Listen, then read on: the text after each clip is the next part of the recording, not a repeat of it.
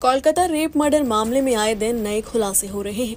कोलकाता कांड के बाद आरजीकर मेडिकल कॉलेज अस्पताल का अब एक वीडियो वायरल हो रहा है। वीडियो में दिख रहा है कि क्राइम सीन पर कई लोग भीड़ लगाकर खड़े हैं। बता दें कि आरजीकर रेप और मर्डर केस के खिलाफ कोलकाता में चल रहे नवन्नो मार्च के बीच सामने आए एक वायरल वीडियो ने पश्चिम बंगाल सरकार और कोलकाता पुलिस की कार्यशैली पर बड़ा सवाल खड़ा कर दिया है। 45 सेकंड का ये वीडियो 9 अगस्त की सुबह उसी सीन ऑफ क्राइम का बताया जाता है जहां अस्पताल के अंदर ट्रेनी डॉक्टर के साथ रेप और कत्ल जैसी भयानक वारदात हुई थी, यानी आरजीकर अस्पताल के सेमिनार रूम का। लेकिन हैरानी की बात यह है कि उस वीडियो में ये दिख रहा है कि क्राइम सीन में 20 लोग भीड़ लगाकर खड़े हैं, एक दूसरे से बातें कर रहे हैं, ताक झाक कर रहे हैं, मोबाइल फोन चला रहे हैं और इससे भी ज्यादा हैरानी की बात यह है कि लोगों की इस भीड़ में पुलिस वाले भी मौजूद हैं, यानी खुद पुलिस वालों की आंखों के सामने लोग सीन ऑफ क्राइम पर मजमा लगाकर खड़े हैं, लेकिन पुलिस उन्हें रोकने टोकने की कोशिश नहीं कर रही। कोलकाता पुलिस ने उस वीडियो को 9 अगस्त की सुबह अस्पताल के सेमिनार रूम का तो माना है, लेकिन पुलिस का कहना है कि तब उसने लाश के इर्द गिर्द वाली जगह को कॉर्डन ऑफ कर दिया था, यानी घेर दिया था, और ये लोग उस घेरेबंदी वाली जगह के बाहर खड़े हैं।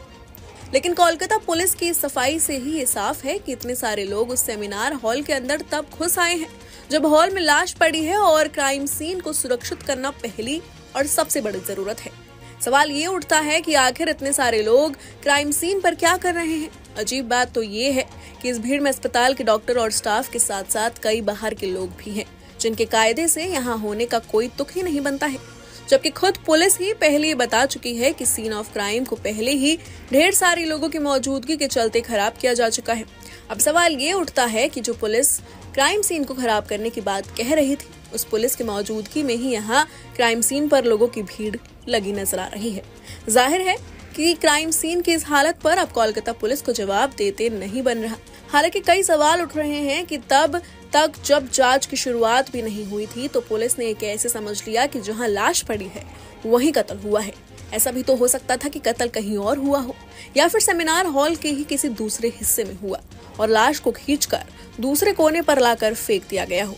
ऐसे में पुलिस ने सेमिनार हॉल में लोगों को एंट्री देकर केस का कबाड़ा कर दिया।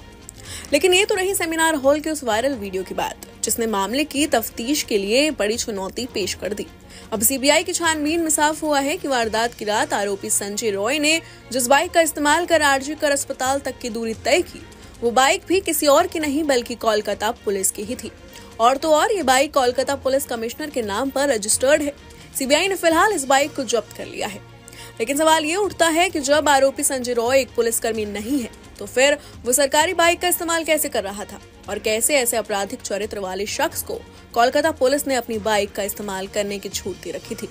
बाइक का इस्तेमाल करने वाला संजय कत्ल के मामले में गिरफ्तार तो हुआ ही, लेकिन इससे पहले भी उसने कानून तोड़ने में कोई कमी नहीं की थी। वो उसी बाइक से नशे की हालत में वारदात की रात कोलकाता की सड़कों पर घूमता रहा।